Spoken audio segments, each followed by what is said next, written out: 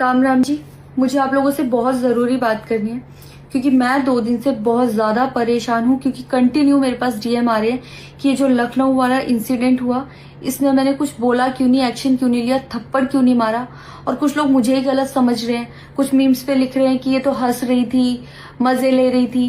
कि पब्लिक में कोई मुझे ऐसे टच करके जाएगा उसमें मुझे खुशी होगी, मुझे मजे आएंगे। सारी बात ये थी कि जब इनका सॉन्ग के लिए मेरे पास कॉल आया तो मैंने सारी चीजें क्लियर कर ली थी कि इसमें ऐसा वैसा कॉस्ट्यूम तो नहीं है, कोई डबल मीनिंग लाइन तो नहीं है और इसमें ऐसा वैसा सीन तो नहीं है। और मैं शूट पर गई, शूट पे सब कुछ नॉर्मल था, मुझे कोई प्रॉब्लम नहीं हुई। जब इन्होंने मुझे लखनऊ के इवेंट के लिए बोला तो मैंने हाँ बोल दिया क्योंकि मुझे शूट पर भी कोई प्रॉब्लम नहीं हुई थी।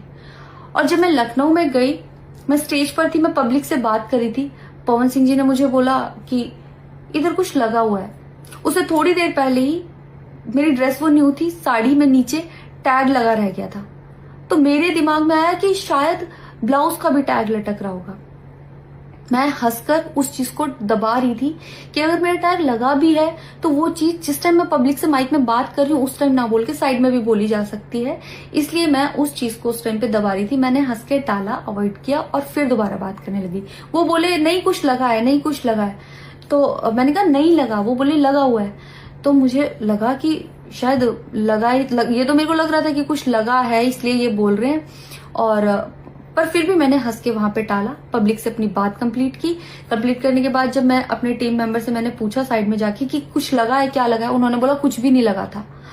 जब मैंने देखा मेरे सच में कुछ नहीं लगा था, तब मुझे बहुत ज्यादा बुरा लगा, गुस्सा आया और रोना भी आया। लेकिन मुझे ये नहीं समझ आया कि मैं अब क्या करूं यहाँ पर, क्योंकि जहां मैं गई थी लखनऊ में, पवन सिंह जी खुद भी वहीं के रहने वाले हैं, उसी जगह पर इवेंट था। जितना वो क्राउड था वो सारा उनका फैन बेस था। उनको भगवान बोल रहे थे और भक्त बोल बोल के उनके पैरों में गिर रहे थे। वो उनका फैन बेस था, क्राउड था। तो मुझे समझ नहीं आया कि मैं क्या करूं। अगर मैं कुछ भी बोलती तो क्या वो लोग मुझे सपोर्ट करते? मेरे साथ कुल 3-4 बंदे यहाँ से गए थे, तो वहां जितना क्राउड था क्या वो लोग मेरा साथ देता? मैंने सोचा मैं बैक स्टेज जाके बात करूंगी। इतनी देर में थोड़ी